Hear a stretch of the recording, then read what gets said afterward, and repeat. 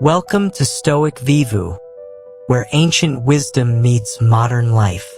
Today, we're diving deep into a truth about anxiety that might completely change how you see your own struggles. Picture this scene. It's 3 a.m. in your downtown apartment.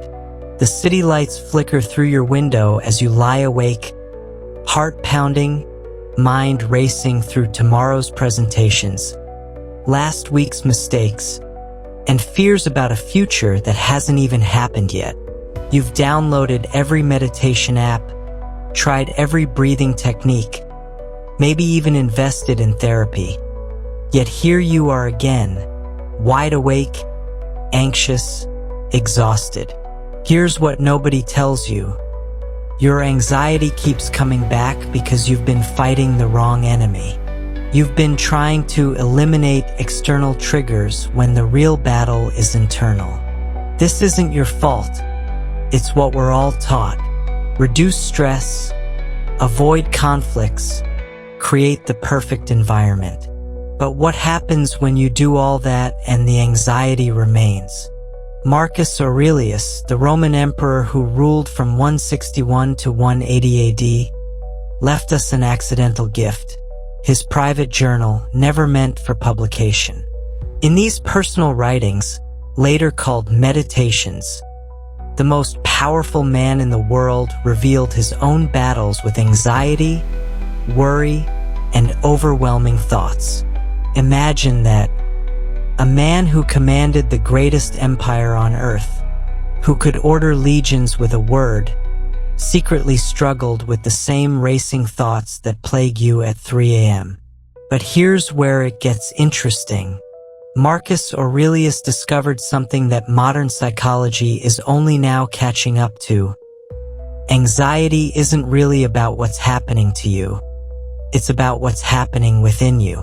He wrote, "You have power over your mind, not outside events. Realize this, and you will find strength." This wasn't philosophical musing. This was a survival strategy from a man managing an empire while battling plague, war, and personal tragedy. The Stoics understood that anxiety is like a fire. External events might be the spark, but your internal thought patterns are the fuel that keeps it burning. They developed specific techniques, not theories but practical tools, to cut off that fuel supply. These weren't monks hiding in monasteries. They were emperors, senators, and merchants dealing with the real world's chaos while maintaining inner peace. What you're about to learn are 10 specific Stoic strategies that directly target anxiety at its source. These aren't band-aids or coping mechanisms. They're fundamental shifts in how you process reality itself. You'll discover why trying to think positively actually makes anxiety worse, how ancient Romans handled uncertainty without Xanax, and why your brain's threat detection system is lying to you about basically everything. From the small daily actions that compound into major life changes to the mental techniques that can stop a panic attack in its tracks, each strategy builds upon the last. You'll learn to transform anxiety from a tyrant that controls your life into a signal you can decode and dismiss. Most importantly, you'll understand why anxiety isn't something to be cured. It's something to be understood and transcended. 1. Small steps that crush big anxiety. You're standing in your Manhattan office, staring at your 5-year career plan pinned to the wall. Senior vice president by 35, 6-figure savings. Dream apartment on the Upper West Side. The goals feel so massive, so distant, that just looking at them makes your chest tighten. Your mind races through all the things you haven't done, all the ways you're falling behind. The anxiety builds until you can't even start working on today's tasks, because you're paralyzed by the enormity of tomorrow's dreams. Here's what's happening. You're drowning in the ocean while forgetting you can swim to shore one stroke at a time. George Washington, America's first president and a student of Stoic philosophy, had a favorite saying that sounds almost comical in its simplicity. Many mickles make a muckle. Essentially, many small things create one big thing.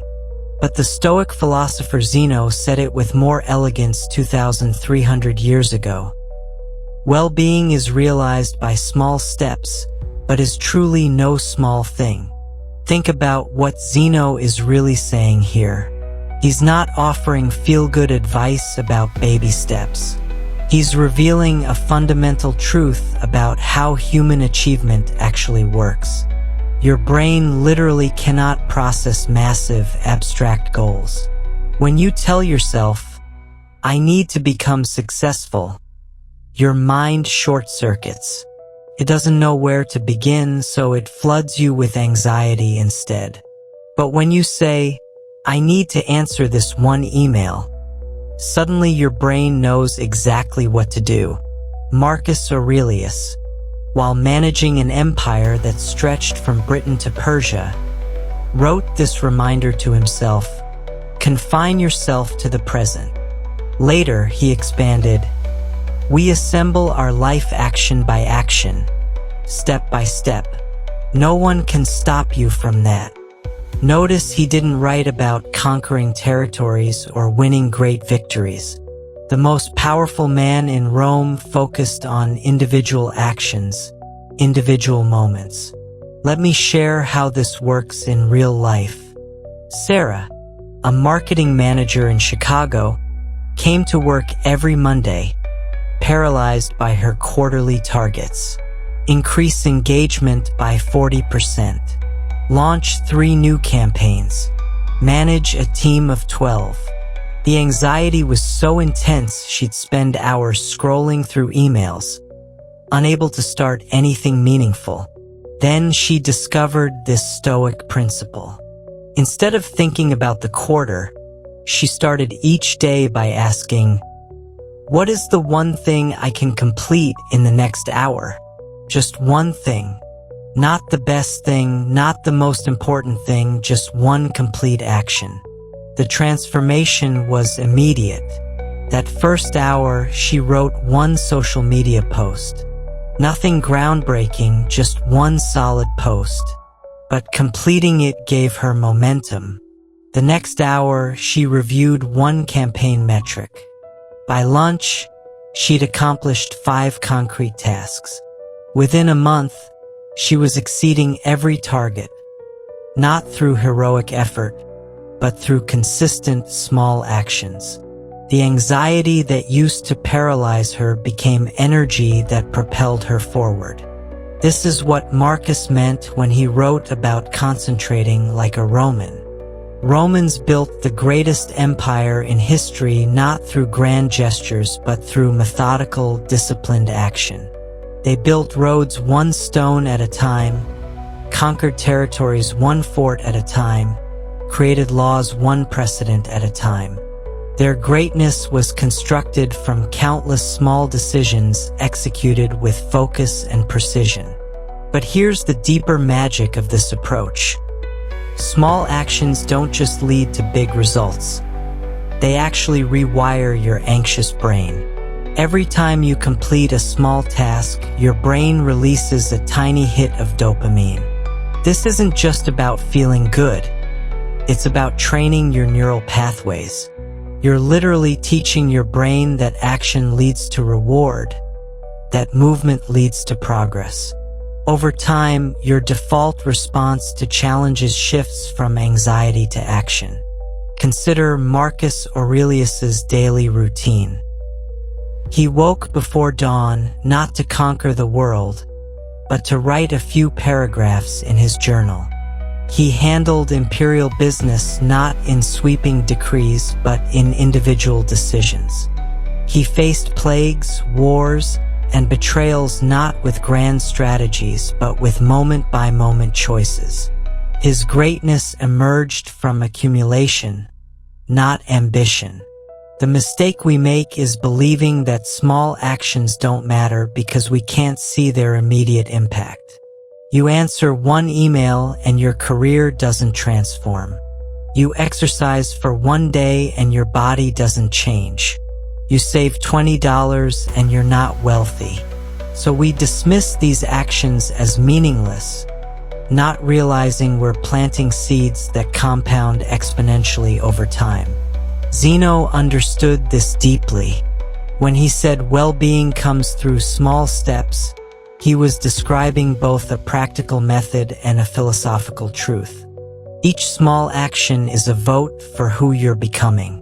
Each completed task is evidence that you're capable. Each moment of focus is practice for a calmer mind. You're not just achieving goals. You're building an entirely new relationship with action itself. Today, right now, drop the 5-year plan. Forget the quarterly goals. Release the pressure of transformation. Instead, ask yourself, what is one small thing I can complete in the next 20 minutes?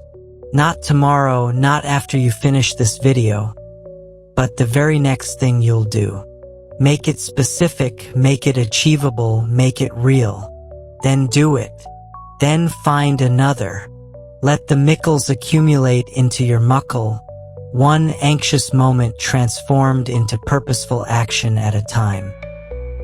2. How to feel lucky when life sucks. It's 5:47 a.m. on the 405 freeway in Los Angeles. You've been sitting in the same spot for 20 minutes, watching brake lights stretch endlessly ahead. Your phone buzzes with another urgent email from your boss. The coffee you grabbed at 5 a.m. is cold. Your back hurts from yesterday's 14-hour day. You're behind on rent, your relationship is strained, and now you're going to be late for the morning meeting that could determine your entire future at the company. As you grip the steering wheel, a single thought pounds through your head. My life is falling apart. Stop. Right there, in that moment of despair, Marcus Aurelius has something radical to tell you. The Roman emperor, who faced plagues that killed millions, wars that threatened the empire, and the death of multiple children, wrote these words. When you wake up in the morning, tell yourself, the people I deal with today will be meddling, ungrateful, arrogant, dishonest, jealous, and surly. But I have seen the beauty of good and the ugliness of evil, and have recognized that the wrongdoer has a nature related to my own. What follows might sound like toxic positivity, but it's not. He continues, remember that very little is needed to make a happy life. It is all within yourself, in your way of thinking. This isn't about pretending everything is fine. It's about recognizing a fundamental truth that we've forgotten in our modern anxiety. Being alive, even in difficulty, is astronomically unlikely and inherently valuable. Let me paint you a picture of perspective. You're sitting in traffic, yes, but you're sitting in a machine that would have been pure magic to Marcus Aurelius. You're breathing air. Do you realize that your body is performing about 20,000 breaths today without you thinking about it? Your heart is beating roughly 100,000 times today, pumping blood through 60,000 miles of blood vessels. The probability of you existing at all, the exact sperm meeting the exact egg, your parents meeting their parents meeting all the way back through history, is so small that mathematicians say it's effectively zero. Yet here you are, angry about traffic. The Stoics called this the view from above exercise. Marcus Aurelius practiced it constantly. He would imagine himself rising higher and higher above the earth, seeing his palace become a dot, Rome become a speck, until he could see the whole earth as a tiny ball floating in infinite space. From that perspective, his problems, even running an empire, seemed manageable. But more importantly, the mere fact of existence seemed miraculous. Here's where this gets practical and powerful. When you shift your perspective to gratitude, real gratitude, not forced positivity, your brain literally changes its chemical composition. Neuroscientists have found that practicing gratitude increases dopamine and serotonin production, the same neurotransmitters targeted by antidepressants. But Marcus Aurelius didn't need brain scans to know this. He lived it.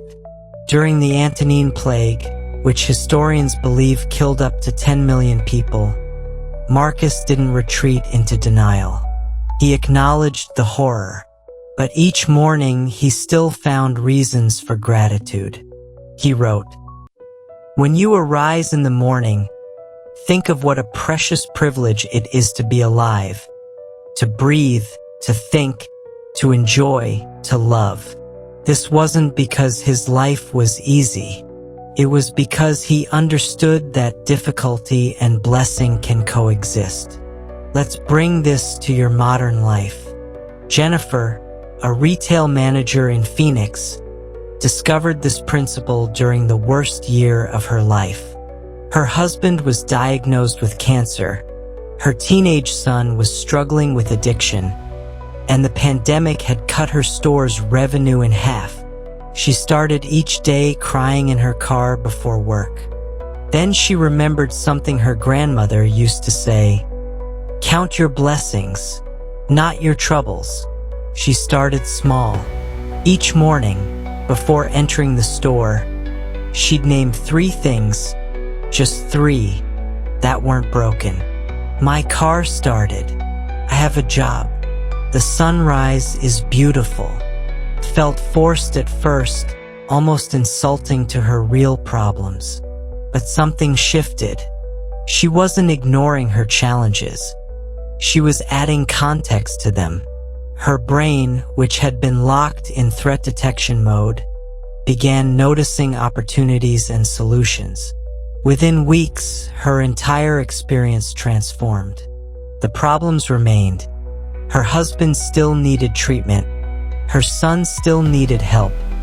But she approached them from a foundation of strength rather than desperation. She negotiated better treatment payment plans because she felt worthy of help. She connected better with her son because she wasn't drowning in her own despair. Her store's performance improved because customers could feel her authentic resilience. Marcus Aurelius gave us the key to this transformation. Confine yourself to the present moment, no matter how difficult, contains infinite treasures if you look for them. The fact that you can read these words means your eyes work, a gift denied to millions. The fact that you can understand them means your brain functions, another miracle. The fact that you're seeking wisdom to improve your life means you haven't given up, perhaps the greatest gift of all. This isn't about comparing suffering or minimizing pain. Your challenges are real. Your anxiety is valid. But focusing exclusively on what's wrong is like trying to navigate using only obstacles, never landmarks. The Stoics understood that gratitude isn't about denial. It's about completion. Seeing the full picture, not just the dark parts. Tonight, try Marcus's morning reflection, but in reverse. Before sleep, ask yourself, what went right today that I didn't create? The sun rose without your effort. Your body heals cuts without your conscious thought. Somewhere, strangers grew food that appeared in your grocery store. The internet carried these words to you across impossible distances. You're surrounded by accidental miracles. Thus, feeling lucky when life sucks isn't about pretending life doesn't suck. It's about recognizing that even in the depths of difficulty, you're participating in the most unlikely event in the universe: conscious existence. That recognition doesn't solve your problems, but it gives you the strength to face them. And that makes all the difference. 3. The no opinion rule that brings instant peace. a notification pops up on your phone. Your coworker just posted another political rant on social media. Your blood pressure rises immediately. You start crafting a response in your head, imagining the perfect comeback, the devastating logic that will prove them wrong. 20 minutes later, you realize you've been standing in your Chicago office break room, cold coffee in hand, completely consumed by an argument that hasn't even happened yet. Your actual work sits untouched, your mind hijacked by someone else's opinion about something that doesn't even affect your life. Marcus Aurelius, who dealt with the Roman Senate's endless political drama, wrote one of the most liberating sentences in human history. You don't have to have an opinion about that. Just pause and let that sink in. The most powerful man in the ancient world is telling you that you can simply not engage. You can observe without judging. You can see without reacting. You can exist without taking a stance on every single thing that crosses your path. We live in an era that demands constant opinion. Every news article asks for comments. Every social media post begs for reactions. Every conversation seems to require you to pick a side.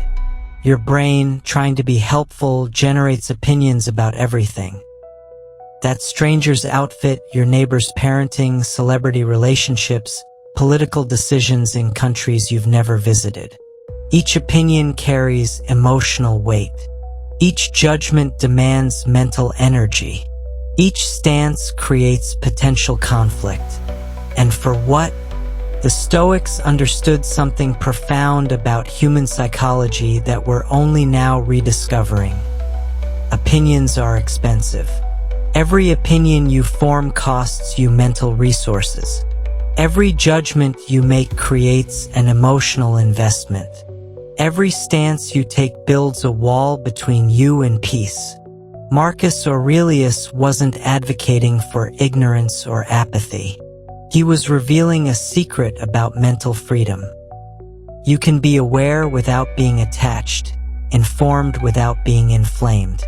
Consider what happens in your brain when you form an opinion. First, you analyze the information. Then, you compare it to your existing beliefs. Next, you generate an emotional response. Finally, you create arguments to defend your position. This entire process happens in seconds, but it leaves lasting traces. Your amygdala fires up, stress hormones released, and your prefrontal cortex starts working overtime. Now multiply this by the hundreds of opinions you form each day. No wonder you're exhausted. Rachel, a social media manager in Denver, discovered this principle during a particularly toxic period online. Her job required monitoring trending topics, which meant swimming daily in an ocean of outrage. Every issue demanded a take. Every controversy required a stance. She developed chronic anxiety, insomnia, and found herself arguing with strangers in her dreams. Then she encountered Marcus Aurelius's words and decided to experiment. For 1 week, she practiced what she called neutral observation. When she saw a controversial post, instead of immediately forming an opinion, she would simply note, "This person believes X." Not "this person is wrong about X" or "I agree with X." Just acknowledgement without judgment. The first day felt impossible. Her brain desperately wanted to categorize, judge, and argue. But by day 3, something shifted. The constant mental noise began to quiet. By week's end, her anxiety had noticeably decreased. This doesn't mean becoming passive or indifferent to injustice. Marcus Aurelius fought wars, passed laws, and made decisions that affected millions. But he distinguished between necessary judgments and optional opinions. When something required his action, he engaged fully. When it didn't, he let it pass like clouds across the sky. He wrote, "How much trouble he avoids who does not look to see what his neighbor says or does, but only to what he does himself." The magic happens when you realize how few things actually require your opinion. That celebrity scandal? No opinion needed. Your cousin's career choices? No opinion needed. The way someone else raises their children? No opinion needed. Political drama in departments that don't affect your work? No opinion needed. Each released opinion is like dropping a heavy bag you didn't realize you were carrying. The relief is immediate and profound. But this practice goes deeper than just avoiding social media arguments. It transforms how you experience reality itself. When you stop automatically judging everything, you start actually seeing things. Instead of immediately categorizing modern art as stupid or brilliant, you can simply experience it. Instead of deciding whether rain is good or bad, you can just feel it. Instead of judging whether a conversation is worthwhile or a waste of time, you can simply be present in it. Marcus Aurelius practiced this in the most challenging circumstances. When senators plotted against him, he noted their actions without adding layers of moral judgment. When his adoptive brother proved incompetent as co-emperor, he dealt with the practical implications without wasting energy on opinions about character.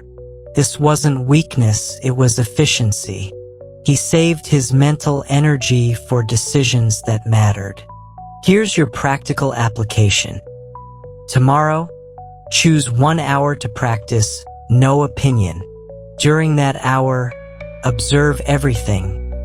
Your commute, your coworkers, the news headlines without forming judgments. Notice how many times your brain tries to generate opinions. Simply acknowledge the attempt and return to neutral observation. You'll be amazed at how much mental space opens up, how much calmer you feel, and how much more clearly you can see what actually matters. The Stoics knew that peace isn't found by winning arguments or being right about everything. It's found by choosing your battles so carefully that most of the time you're not fighting at all. You don't have to have an opinion about that. And in that simple refusal lies freedom. In essence, this practice transforms you from a reactive judge into a peaceful observer. With this newfound mental clarity, we can now turn to an even deeper level of freedom, releasing our addiction to others' opinions about us. 4. Stop caring what people think in 3 steps. The conference room falls silent as you finish your presentation. Your Seattle startup's investors sit stone-faced, arms crossed. One of them actually yawns. Another checks his phone. The lead investor finally speaks. "This is disappointing. We expected more." The words hit like a physical blow. Your mind races. They think I'm incompetent. They're going to pull funding. Everyone will know I failed. By the time you reach your car, you're replaying every word, every gesture, torturing yourself with their judgment. That night, you lie awake crafting the perfect responses you should have given, imagining their approval that will never come. Marcus Aurelius faced harsher critics than you ever will. Senators called him weak. Historians questioned his decisions. His own wife was rumored to mock him behind closed doors. Yet he wrote this extraordinary insight: how much trouble he avoids who does not look to see what his neighbor says or does or thinks, but only to what he does himself. Then he goes deeper. The tranquility that comes when you stop caring what they say or think or do. Only what you do. This isn't about becoming arrogant or dismissive. It's about recognizing a fundamental truth. Other people's opinions of you are none of your business. They're formed through their own filters, wounds, and agendas. You could be perfect and someone would still find fault. You could fail spectacularly and someone would still admire your courage. The opinions exist independently of your actual worth, so why let them determine your peace? Here are the 3 steps to break free from this mental prison. Step 1. Recognize the impossibility of universal approval. Start with simple math. There are 8 billion people on Earth. If you live to be 100 and impressed one new person every single day of your life, you'd win over 36,500 people.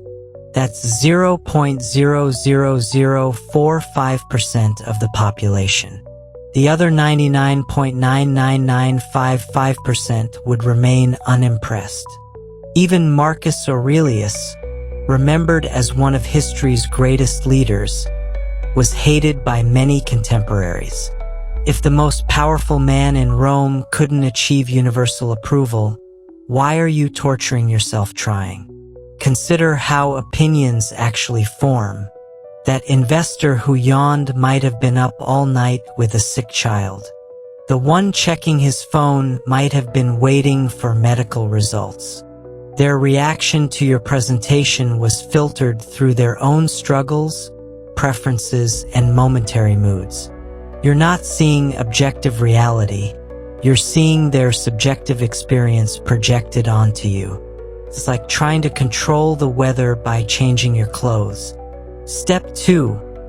Redirect your focus to your own actions. Marcus Aurelius discovered that peace comes not from earning approval, but from knowing you've acted with integrity. He developed a simple practice. Each night, review your actions, not others' reactions, against your values. Did you prepare thoroughly? Did you present honestly?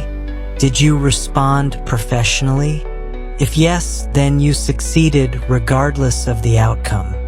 Think of Michael, a software developer in Austin who spent years paralyzed by code reviews. Every critical comment felt like a personal attack. Every suggestion meant he wasn't good enough. He'd spend hours defending his choices, arguing over minor points, letting his entire mood depend on whether his pull request was approved without changes. Then he shifted his focus. Instead of asking, "What will they think?" he started asking, "Is this my best work?" The criticism still came, but now it was just data, not judgment. His code improved, his stress decreased, and ironically, his colleagues started respecting him more. The key is creating what Stoics called an internal scorecard. Your worth isn't measured by applause or criticism, but by alignment with your own standards. Did you act with courage, with honesty, with effort? These are the only metrics that matter because they're the only ones you control. When you stop outsourcing your self-worth to others, you reclaim tremendous power. Step 3. Transform concern into compassion. Here's the paradox. When you stop needing others' approval, you actually connect with them better. Marcus Aurelius wrote, "Whenever you want to cheer yourself, consider the good qualities of your companions." He could appreciate others precisely because he didn't need their validation.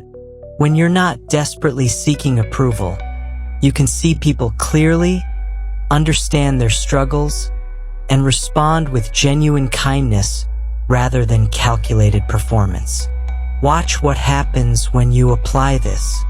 Instead of thinking, "They judged me harshly," try, "They must be under pressure." Instead of, "They don't respect me," consider, "They have their own definition of success." This isn't making excuses for bad behavior. It's freeing yourself from taking it personally. Their opinion reveals their inner world, not your worth. Sarah, a marketing director in Portland, mastered this transformation. After years of shape-shifting to please every client, she established clear values: creativity, honesty, and results. When clients pushed for manipulative tactics, she politely declined. When colleagues gossiped about her stubbornness, she stayed focused on her work. Something magical happened. The right clients started finding her. The people who valued what she valued were attracted to her authenticity. She built a reputation not by chasing approval, but by consistently being herself. The ultimate realization is this: caring what others think is a form of slavery. You're letting external forces control your internal state. Marcus Aurelius, who could have executed anyone who criticized him, chose instead to free himself from needing their praise. He focused on being a good emperor, not a popular one. History proved him right. He's remembered for his wisdom, not his approval ratings. Tonight, practice this freedom. Identify one decision you've been postponing because you're worried about what others will think. Make the decision based solely on your values. Notice the immediate relief that comes from acting with integrity rather than seeking approval. That feeling, that's what the Stoics called tranquility. And it's available to you every moment you choose your own opinion of yourself over anyone else's. 5. Why hiding your feelings makes everything worse. The quarterly review meeting ends, and you maintain that perfect professional smile. Your Boston managing director just told you that despite your 70-hour weeks, you're not quite meeting expectations. Your throat tightens, your chest burns with frustration and hurt, but you nod calmly. I understand. I'll do better. Back at your desk, you swallow the rage, push down the disappointment, and dive into spreadsheets. That night, 3 glasses of wine don't quiet the storm inside. A week later, during a minor technical glitch, you explode at an intern over a misplaced decimal point. Everyone stares. You've become the person you swore you'd never be. Here's what happened. You put your emotions on a credit card, and the bill just came due with interest. The Stoics, despite their reputation for being emotionless, understood something crucial that we've forgotten.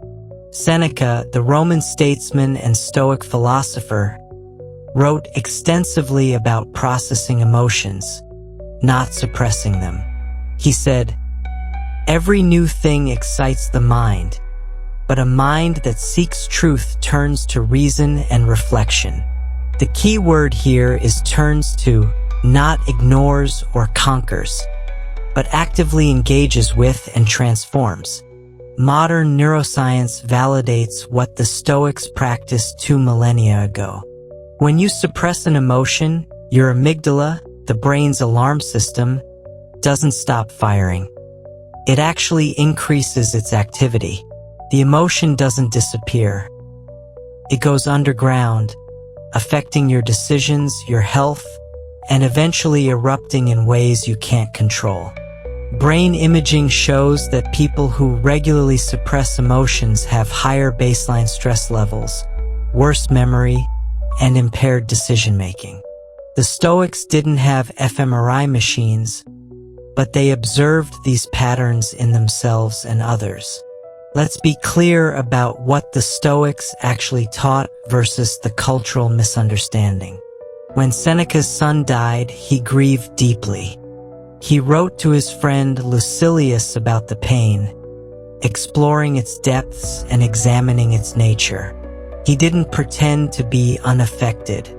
Instead, he used writing as a tool to process the grief, to understand it, and eventually to transform it into wisdom. This is the real Stoic way. not emotional suppression but emotional alchemy. Marcus Aurelius filled his journal with emotional processing. When he felt anger at incompetent generals, he wrote about it. When he struggled with disappointment in his son Commodus, he explored those feelings on paper. He developed a specific technique, taking an emotion and examining it like a natural philosopher studying a specimen. What is this feeling? Where does it originate? What does it want me to do? Is that action aligned with wisdom? This isn't suppression, it's sophisticated emotional intelligence. David, a financial analyst in the same Boston firm, discovered this approach after his third stress-related hospitalization.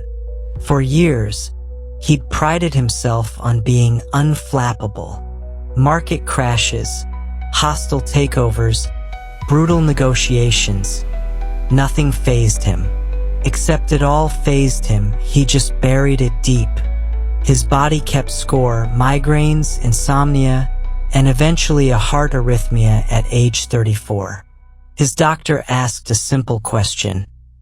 Where do you think all that stress goes when you ignore it? David started with 5 minutes each morning, writing whatever he felt without judgment. The first week was volcanic, years of suppressed anger, fear, and frustration poured onto pages. He wanted to stop, to return to the false peace of denial. But he remembered Seneca's words. It is likely that some troubles will befall us, but it is not a present fact. How often has the unexpected happened? He wasn't writing to wallow but to understand. The transformation was gradual but profound.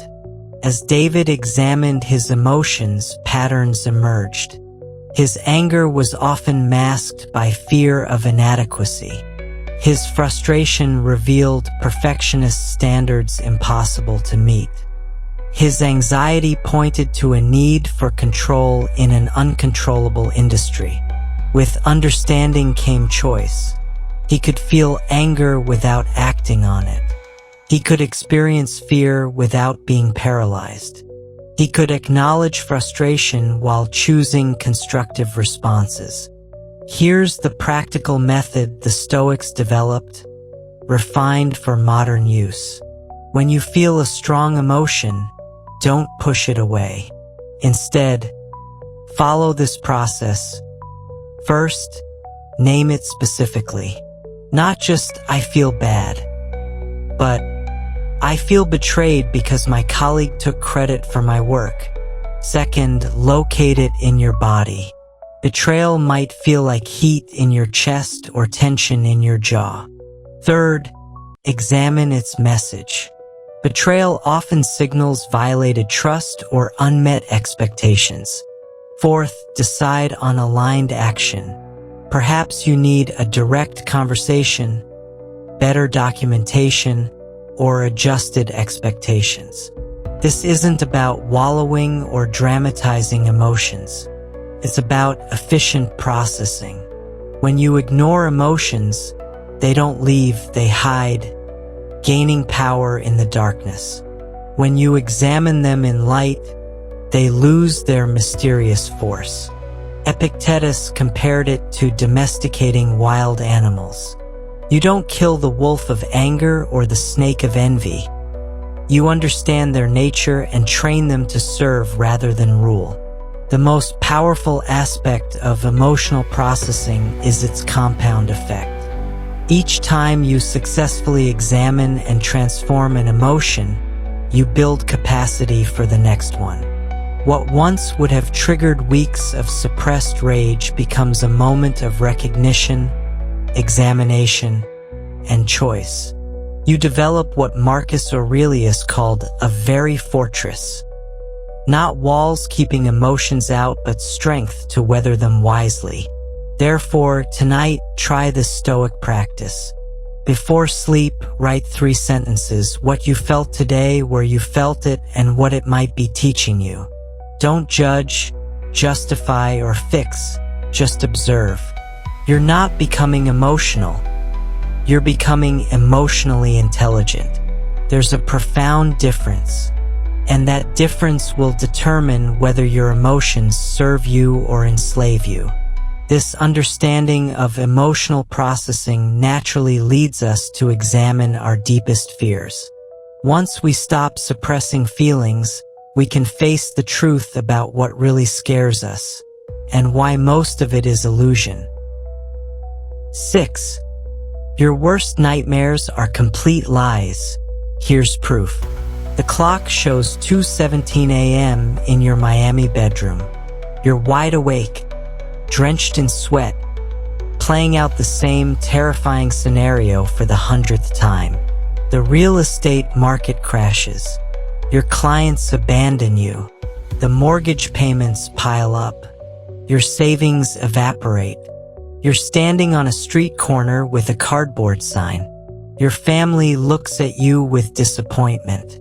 By 4 a.m., you've mentally lived through bankruptcy, divorce, and complete ruin, all while your actual bank account remains untouched. Your spouse sleeps peacefully beside you, and tomorrow's client meeting is already confirmed. Seneca, the wealthy Roman statesman who actually did lose his fortune once and gained it back, wrote something that should be tattooed on every anxious person's mirror. We suffer more in imagination than in reality. He wasn't speaking theoretically. This man was exiled, faced execution threats, and lived through actual political purges. Yet he observed that his worst mental tortures came not from real events but from imagined ones. Let's examine the mathematics of worry. Researchers at Penn State University tracked people's anxious thoughts and their outcomes. The results? 91% of worries never materialized. Of the remaining 9% that did happen, the outcome was better than expected in nearly every case. Think about that. You're torturing yourself with scenarios that have less than a 1 in 10 chance of occurring, and even those rare occurrences are almost never as bad as imagined. Mark Twain, though not a Stoic, captured this perfectly. I've lived through some terrible things in my life, some of which actually happened. Your brain, trying to protect you, generates worst-case scenarios. This was useful when predators lurked in bushes. But your amygdala can't distinguish between a charging lion and a declining stock portfolio. It floods you with the same cortisol, the same adrenaline, the same primal terror, except instead of helping you survive, it's slowly killing you through chronic stress. Consider Maria's story. This Miami real estate agent built her business during the 2008 crash, survived the pandemic market chaos, and consistently ranked in her city's top 10%. Yet every night, she battled visions of financial ruin. She created elaborate contingency plans for scenarios that grew increasingly absurd. What if all her clients disappeared simultaneously? What if real estate became illegal? What if money itself became worthless? She spent more time preparing for imaginary disasters than building her actual business. Then Maria discovered Seneca's practice of negative visualization, but she'd been doing it wrong.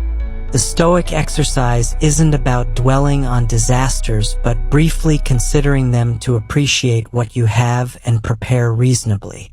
Seneca would spend a few minutes monthly imagining loss, then return to gratitude for his current reality. Maria was spending hours nightly living in imaginary poverty while ignoring her real prosperity. Here's what changed everything.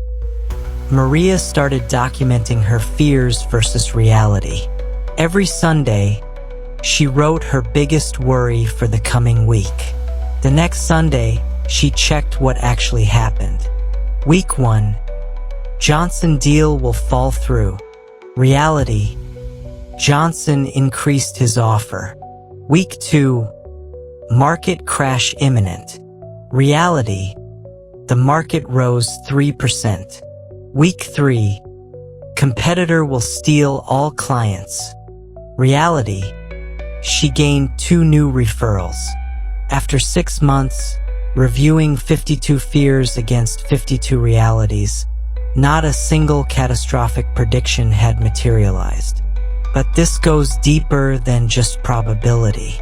Even when bad things do happen, they rarely match our imagined versions. Seneca experienced exile, a fate he dreaded for years. His actual experience? He wrote some of his best philosophical works, made new friends, and discovered he needed far less than he'd thought. The anticipation had been torture. The reality became transformation. He later wrote, "What is quite unlooked for is more crushing in its effect, and unexpectedness adds to the weight of a disaster." Neuroscience is fascinating. When you imagine a future disaster, your brain activates the same regions as if it were happening now. You're literally living through the pain multiple times, once in imagination, possibly once in reality. But here's the kicker. The imagined version is often worse because it lacks the resources you'd actually have in the real situation. In your nightmare, you face bankruptcy alone, helpless, and without options. In reality, you'd have friends, skills, resilience, and solutions you can't imagine from your current state. Marcus Aurelius dealt with actual plagues, actual wars, and actual betrayals. His approach: never let the future disturb you. You will meet it, if you have to, with the same weapons of reason which today arm you against the present. Notice he doesn't say you won't face difficulties. He says you'll meet them with resources you already possess. But forget about when lost in fearful imagination. Try this tonight. Write down your worst current fear in specific detail. Then ask yourself 3 questions. First, what's the actual probability? Research it if needed. Second, if it did happen, what would I actually do? List specific actions, not feelings. Third, what am I losing right now by living as if it's already happened? Most people discover they're sacrificing present peace for future scenarios that will never occur. The truth is, your worst nightmares are lies because they assume you're powerless. They show you facing disaster without your intelligence, creativity, support network, or ability to adapt. They present problems without solutions, challenges without growth, loss without eventual recovery. Real life includes all these resources.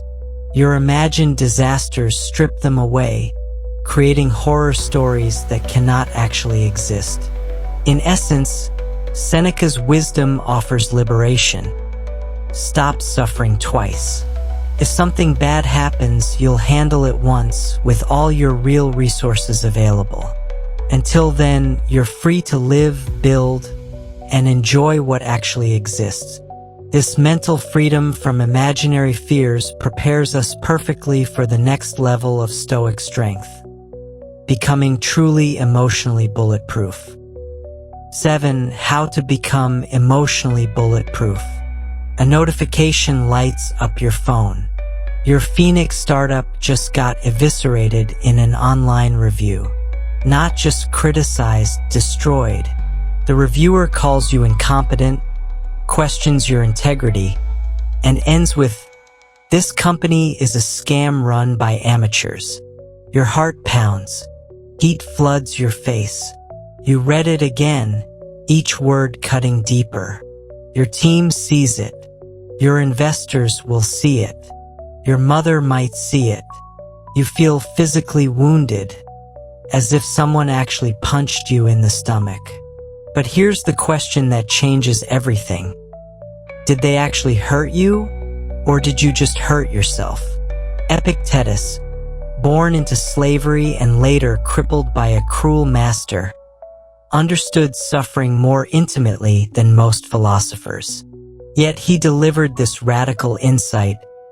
It's not things themselves that disturb us, but our judgments about those things. Later, he became even more direct. You are hurt the moment you believe yourself to be. Think about what this former slave is saying. A man who was literally owned by another human being is telling you that emotional harm requires your participation. This isn't toxic positivity or victim blaming. Epictetus acknowledged that people can physically hurt you, financially damage you, or socially attack you. But he distinguished between pain and harm. Pain is what happens to you. Harm is what you do with that pain. Someone can cause you pain with their words or actions. Only you can transform that pain into lasting harm by accepting their assessment as truth about your worth. Consider how this actually works in your brain. When you read that cruel review, your amygdala fires immediately. This is the pain response, and it's automatic. But what happens next is where your power lies. Your prefrontal cortex decides what that pain means. If you think they're right, I am a fraud, you've just agreed to harm yourself. If you think this person is expressing their experience, which says nothing about my inherent worth, you felt pain but refused harm. Eleanor Roosevelt understood this deeply when she said, "No one can make you feel inferior without your consent." She wasn't speaking from privilege. She faced public ridicule, betrayal, and constant criticism as a politically active First Lady in an era that demanded women's silence. She discovered what the Stoics knew. Your emotional sovereignty is the one territory no one can invade without your permission. Let me tell you about James, a Phoenix entrepreneur who learned this lesson the expensive way. His first company failed publicly. Tech blogs mocked his product. Former employees trashed him on social media. His ex-business partner told anyone who'd listen that James was too stupid to run a lemonade stand. For months, James carried these wounds like shrapnel in his chest. He believed every criticism, internalized every insult, and accepted every judgment as fact.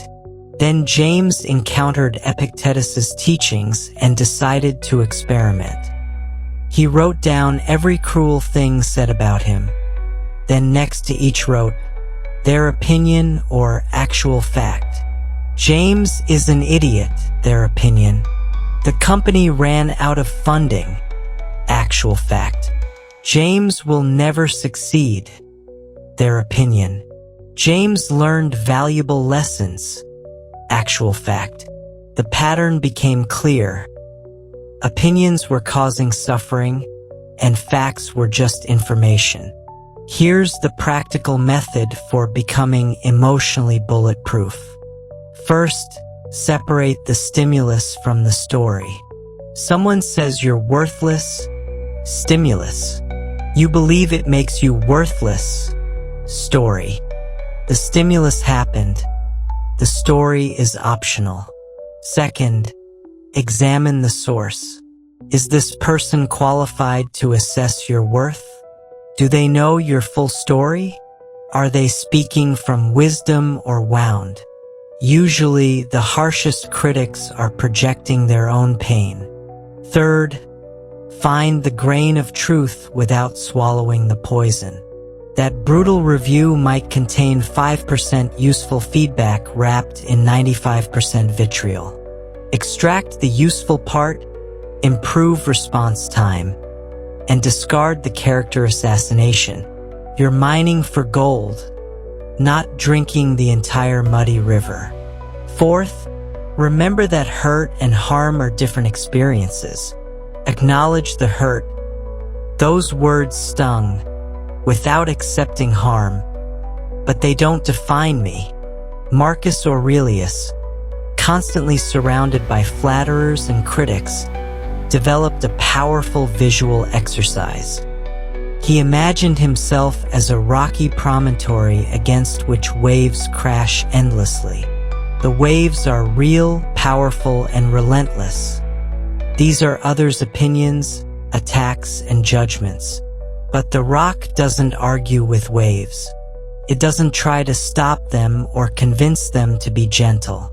It simply stands unchanged by their fury. The waves exhaust themselves.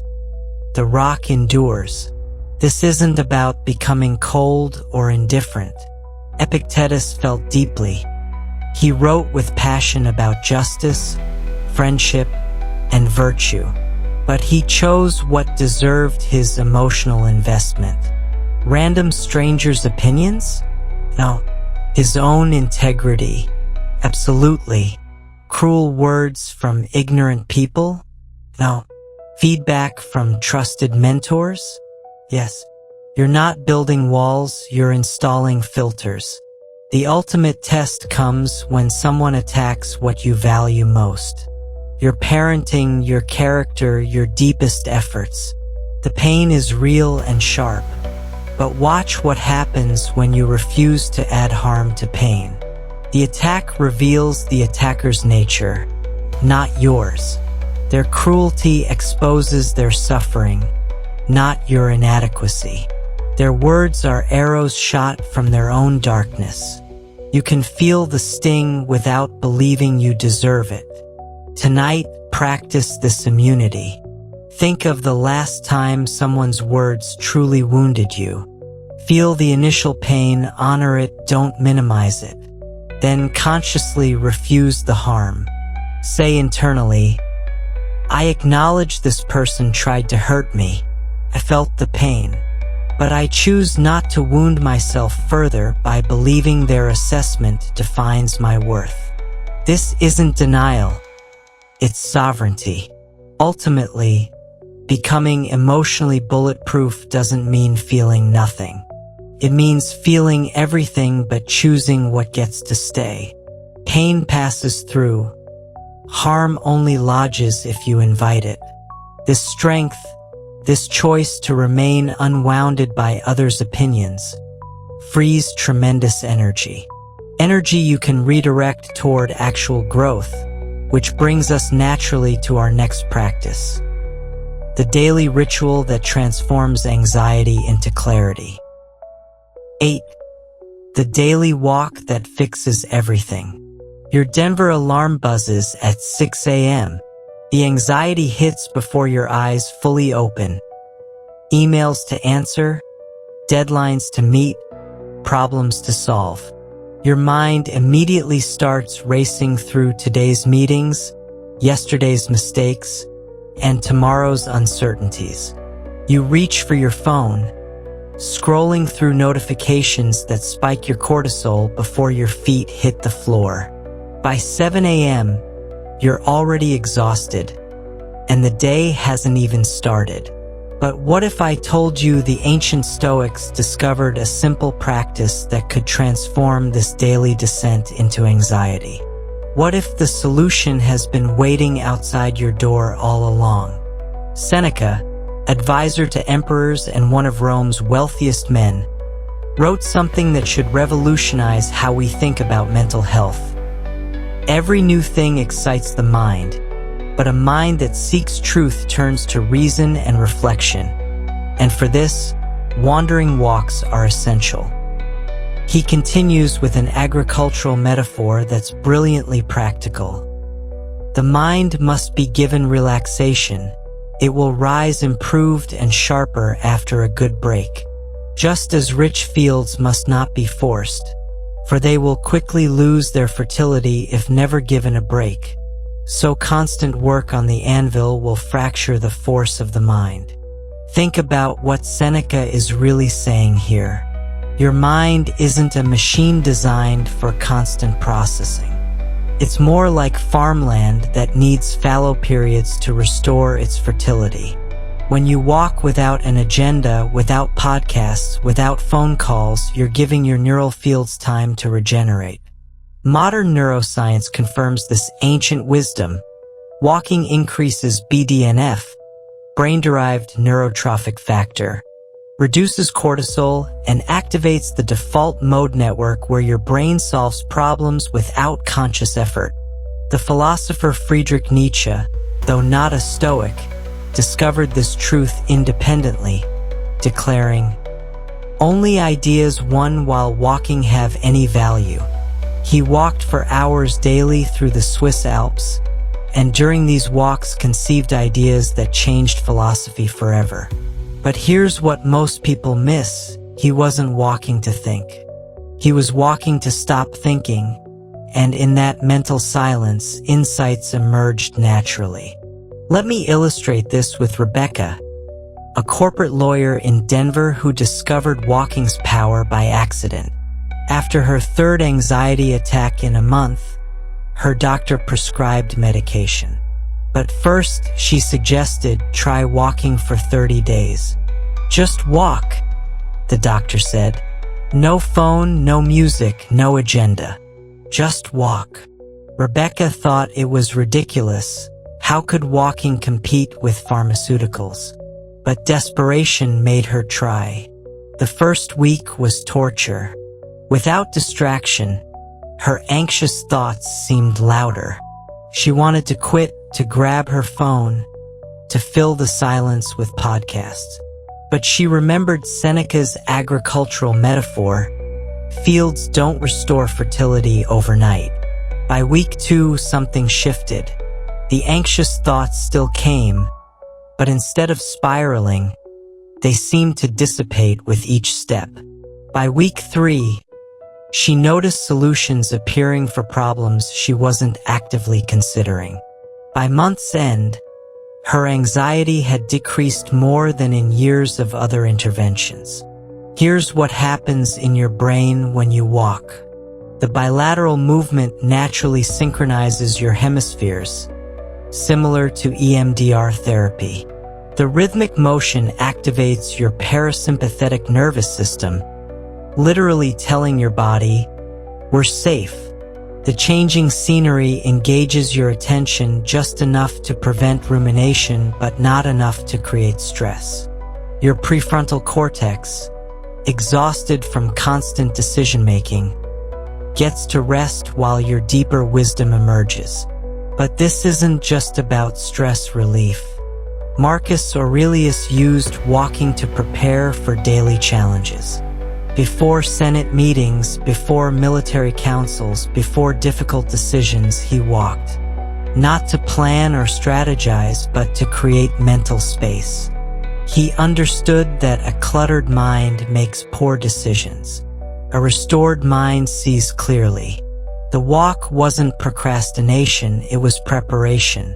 The Stoics developed specific walking practices we can adapt today. First, the boundary walk. Choose a regular route that takes 20 to 40 minutes. This becomes your mental reset boundary. You enter anxious, you exit clear. The familiarity means your brain doesn't waste energy navigating, allowing deeper restoration. Second, the observation walk. Instead of internal focus, notice external details, the texture of bark, the pattern of shadows, the rhythm of birds. This pulls you from anxious abstraction into concrete reality. Third, the question walk. Pose a single question before starting, not to obsess over, but to hold lightly. What's truly important today?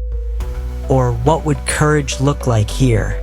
Then walk without forcing answers.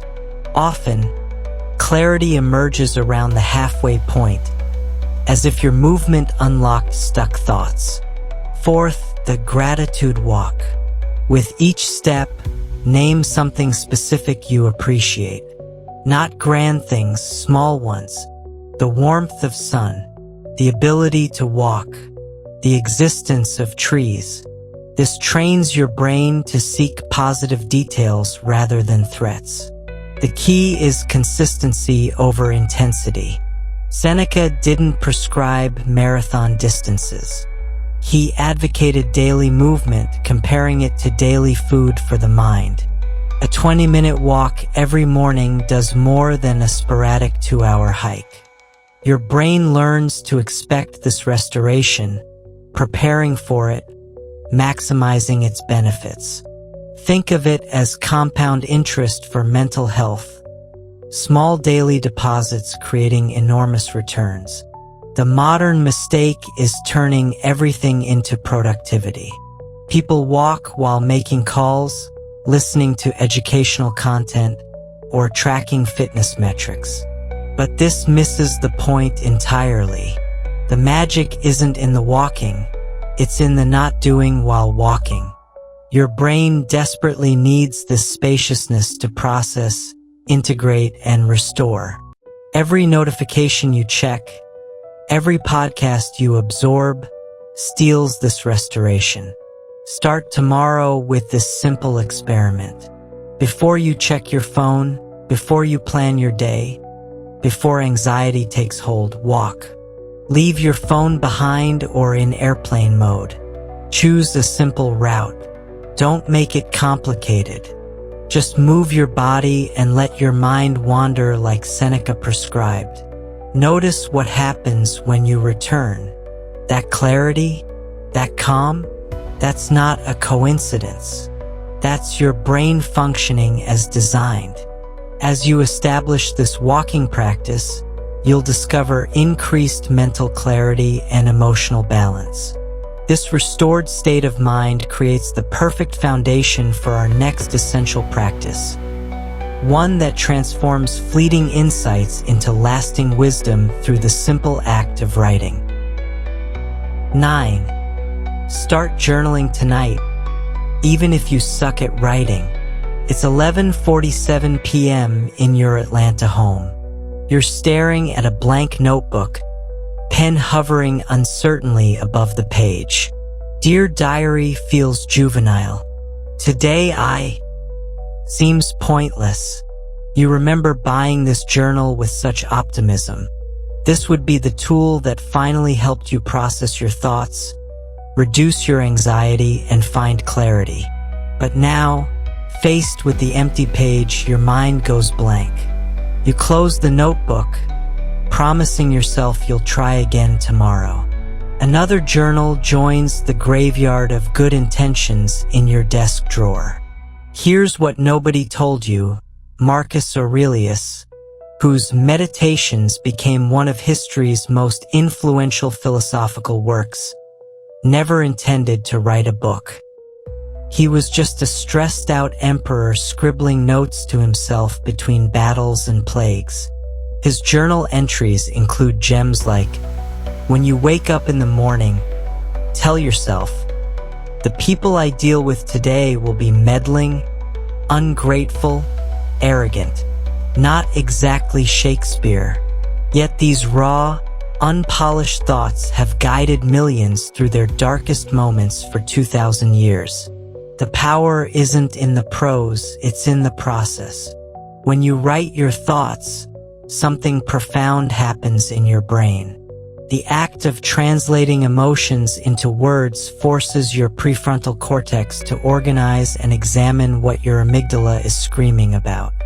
It's like the difference between a tornado of anxious thoughts spinning in your head versus seeing those same thoughts lined up on paper, suddenly manageable and finite.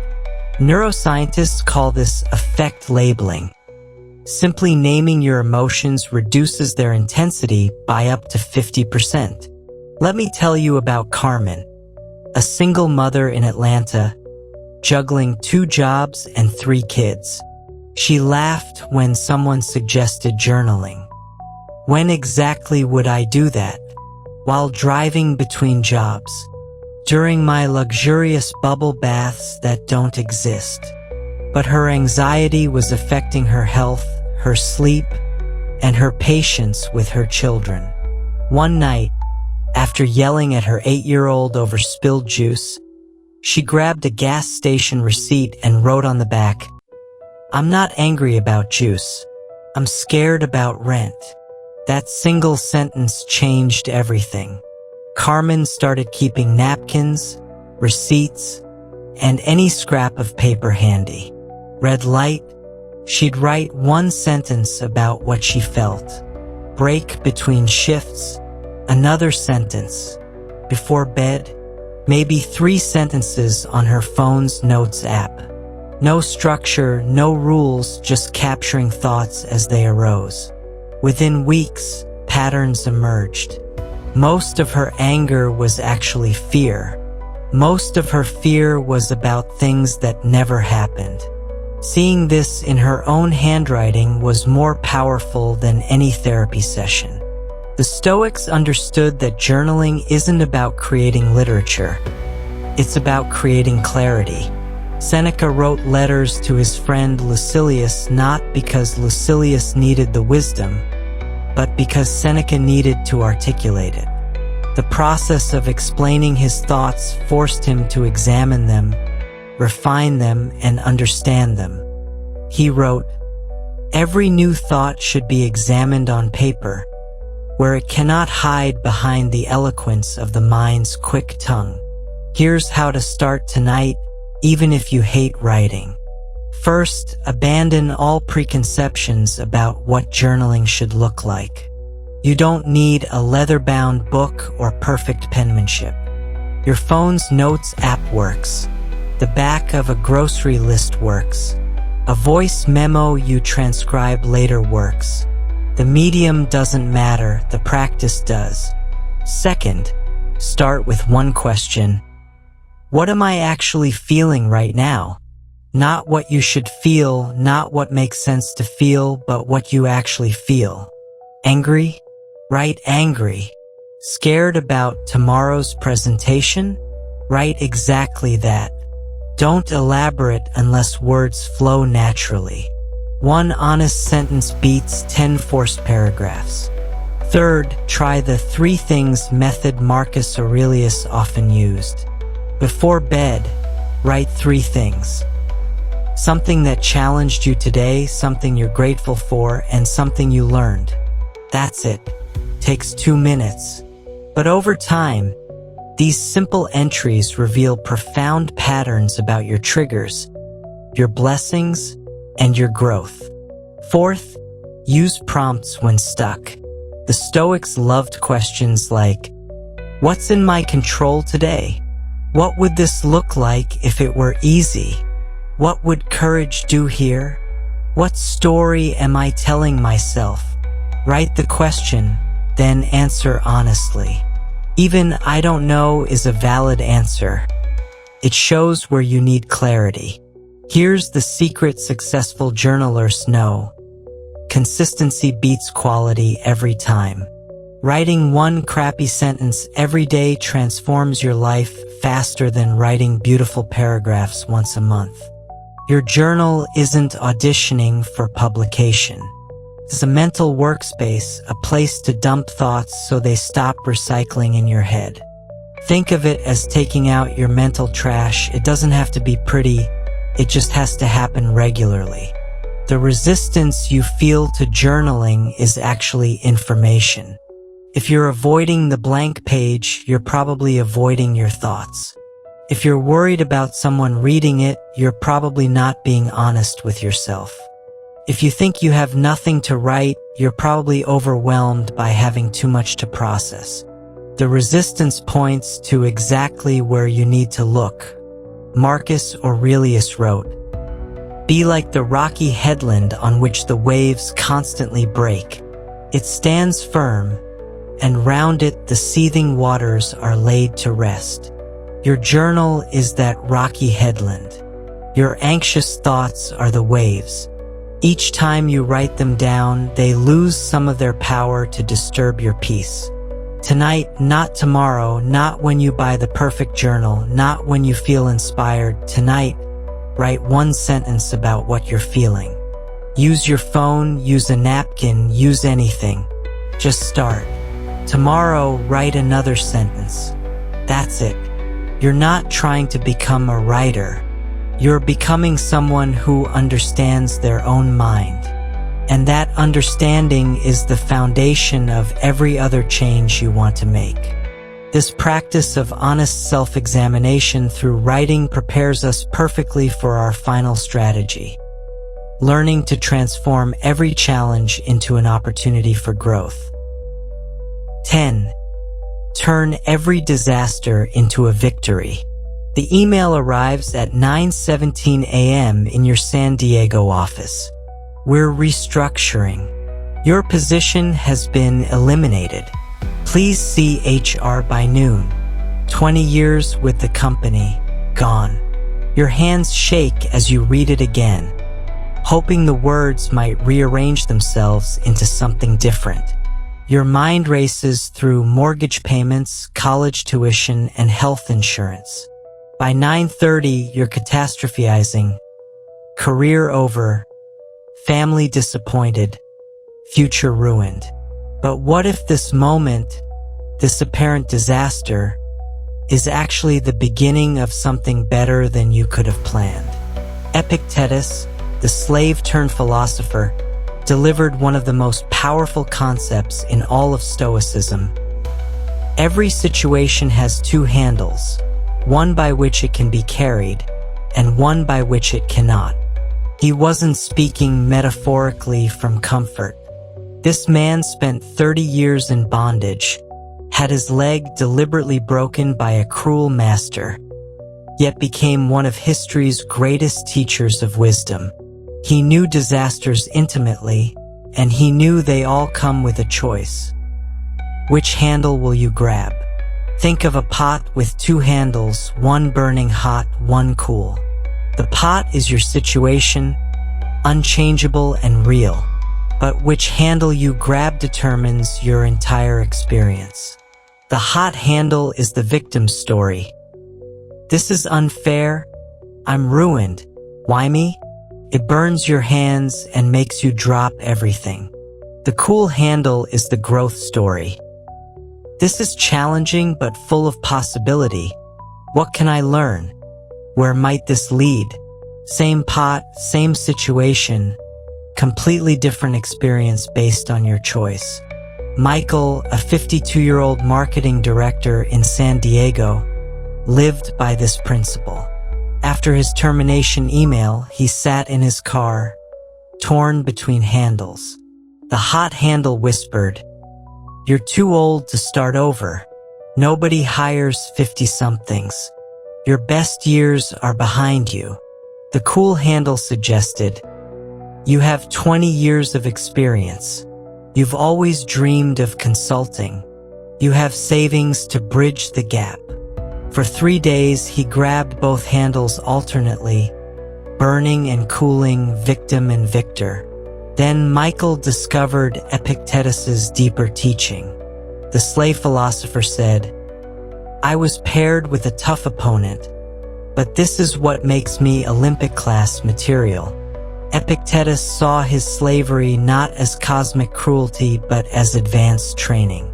His broken leg, it taught him that physical limitations couldn't touch his mental freedom.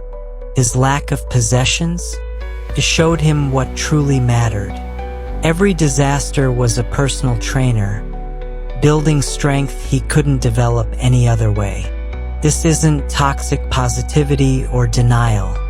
Epictetus never said slavery was good or that suffering should be welcomed.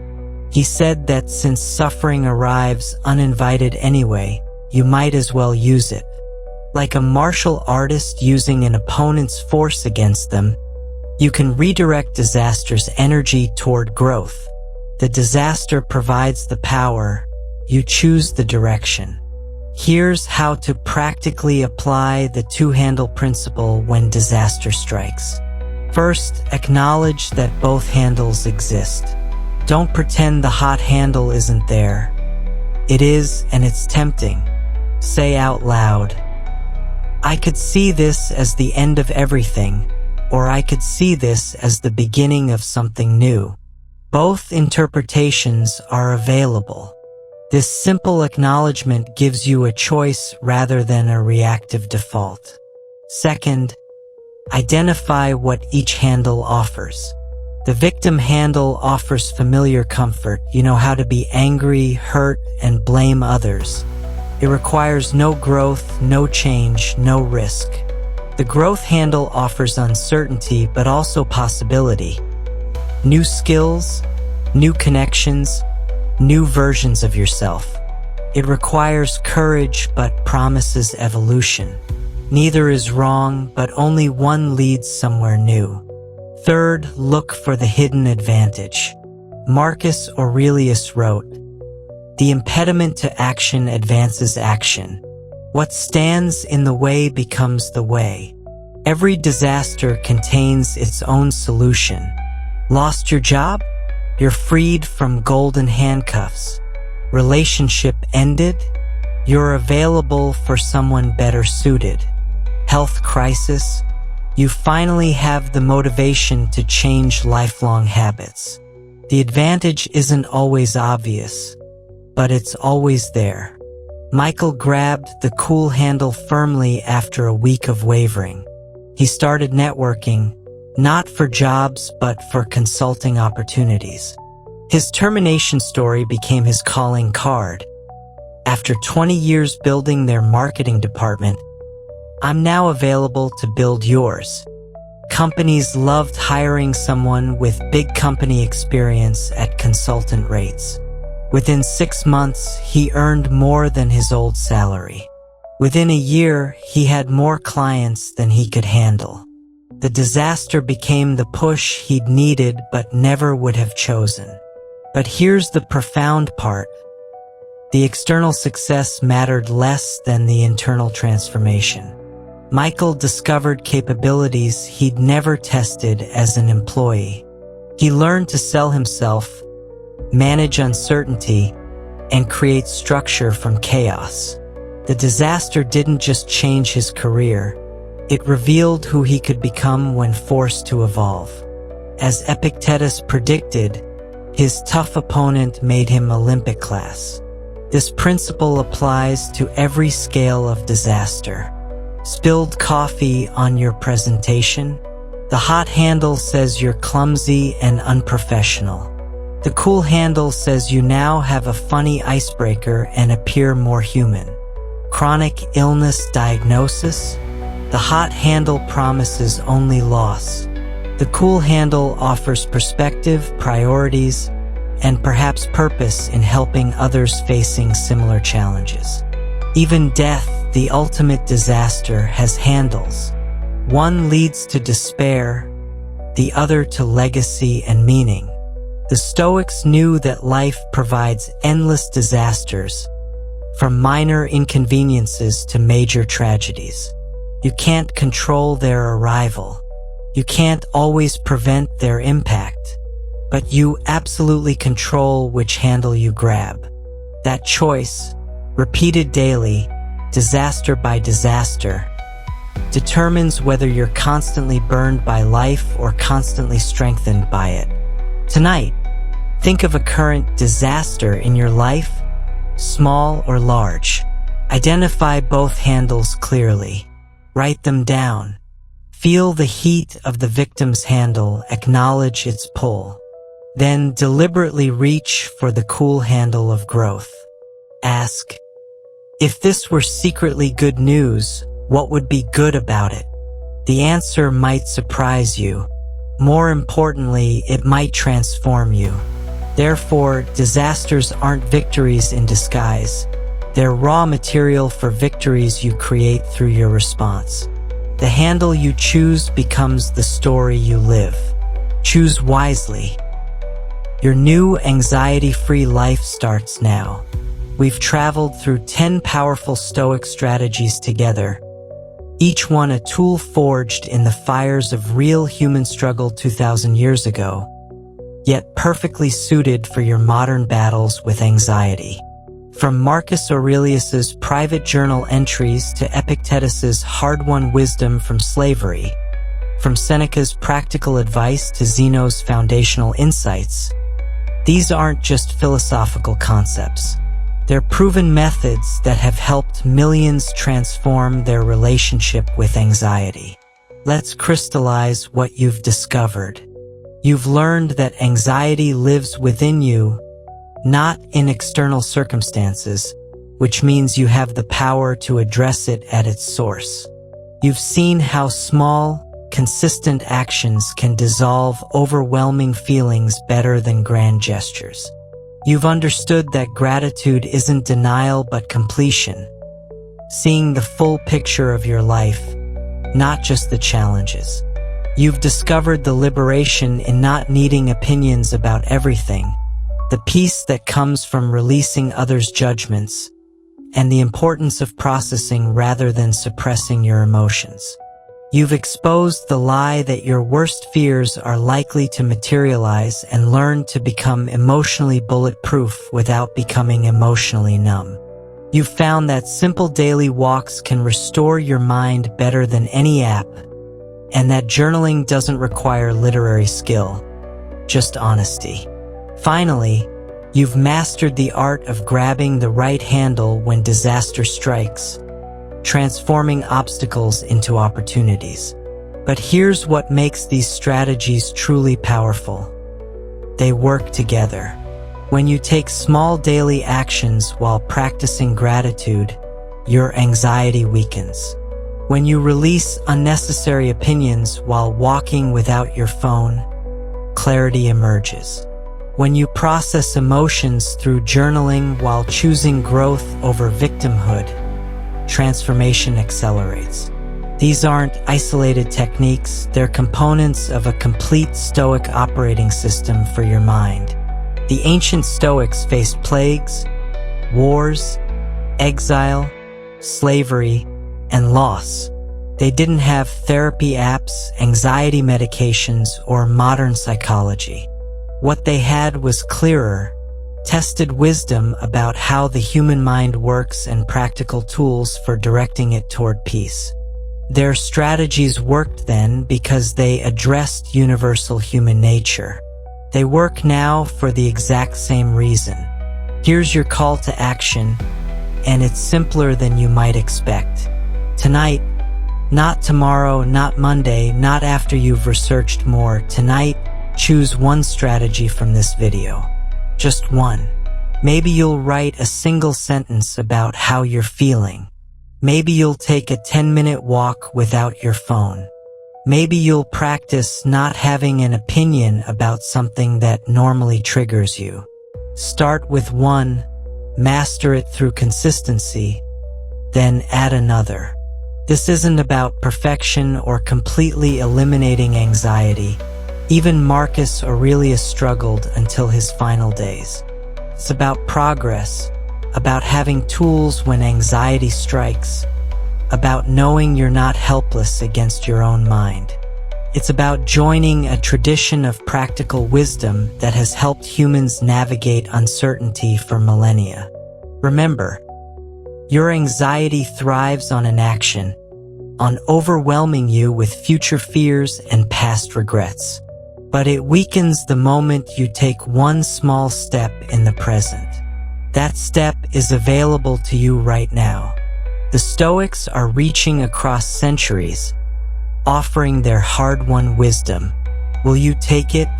If this video helped you understand how to destroy anxiety using Stoic philosophy, please subscribe to Stoic Vivu for more practical wisdom for modern life.